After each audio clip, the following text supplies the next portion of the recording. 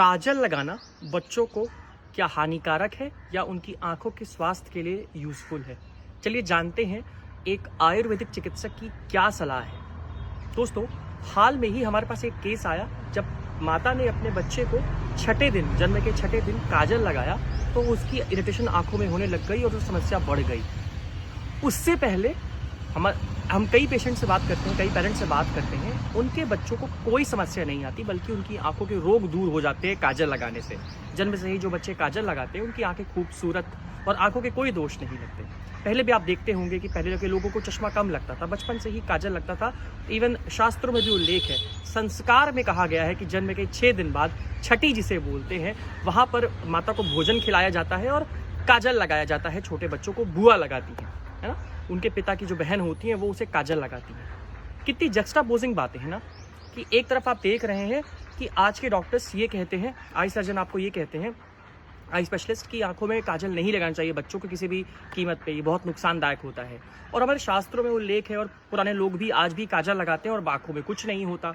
तो किसकी बात माने, क्या काजल लगाना ठीक है या नहीं ठीक है, इसी पे हम लोग पूरी बात करेंगे, पूरी चर्चा करेंगे और सभी पक्ष जानने की कोशिश करेंगे कि कौन सही है कौन गलत है। दोस्तों, सबसे पहले बात तो ये समझिए कि काजल की उपयोगिता, अंजन जिसे कहते हैं, आयुर्वेद में इसका बहुत खूबसूरती से उल्लेख है। अंजन लगाने को बोलते हैं, पर इसकी बहुत सी शर्तें बोली गई हैं। अंजन किन्हें लगाना चाहिए, किन्हें नहीं लगाना चाहिए, अंजन कैसे लगाना चाहिए। आयुर्वेद कहता है कि 2 प्रकार के जो अंजन होते हैं, सूखे और गीले, बच्चों के लिए, खास तौर से बच्चों के लिए सूखे काजल आते हैं और गीले काजल आते हैं। सूखा काजल अमावस्या के दिन, दीपावली के दिन बनता है, आपने बनाया होगा। वो जन्म के समय लगता है, जैसे ही 1.5-2 महीने बाद आंखों में और विकास होता है ना, और उसके ग्लैंड्स डेवलप होते हैं, उसके बाद गीला काजल लगाने की अनुमति दी गई है। गीले काजल में नीम की चैली वगैरह इस्तेमाल की जाती है और भी एंटीसेप्टिक औषधियां इस्तेमाल की जाती हैं जिनका एंटी बैक्टीरियल इफेक्ट होता है, एंटी इन्फ्लेमेटरी इफेक्ट होता है आंखों के हेल्थ के लिए। लेकिन अगर आपके परीक्षण पर पता चलता है कि आपको आई में कफ दोष की अधिकता ज्यादा है तो अंजन नहीं लगाना चाहिए। आयुर्वेद ये कहता है कि आपको आंखों की जो रक्षा होती है, आंखों की जो ज्योति होती है, उसकी कफ दोष से रक्षा करनी चाहिए। और ऐसे लिए इस वक्त के इसको मद्देनजर रखते हुए वैद्य यही आपको सलाह देते हैं कि पहले सूखा काजल लगाएं, फिर गीला काजल लगाएं। और सूखा काजल लगाने से पहले एक बात याद रखें, काजल कभी भी हाथ से मत लगाएं।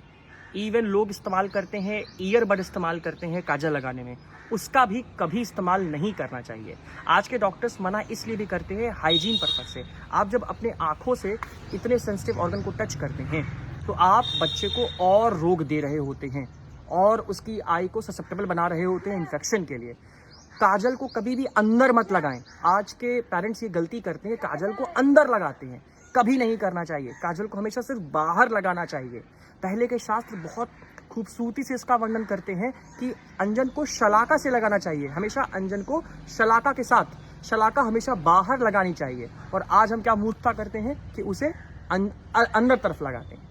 तो इस सभी गलतियों को अगर ध्यान दीजिए तो आपको कहा जाएगा कि शास्त्र कभी गलत नहीं थे और आज के डॉक्टर भी बिल्कुल गलत नहीं है। वो आपकी आंखों को स्वस्थ रखना चाहते हैं। तो अगर अंजन को सही तरीके से लगाया जाए तो आप लगा सकते हैं और आपको कोई दिक्कत नहीं आएगी।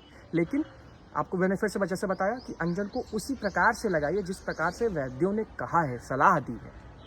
असली आयुर्वेद सुनिए, अपने लिए, अपनों के लिए। आयुर्वेद सबसे पहले। अगर आपको लगता है कि इस वीडियो में एक अधूरापन है तो पूरा करिए कमेंट सेक्शन में। धन्यवाद।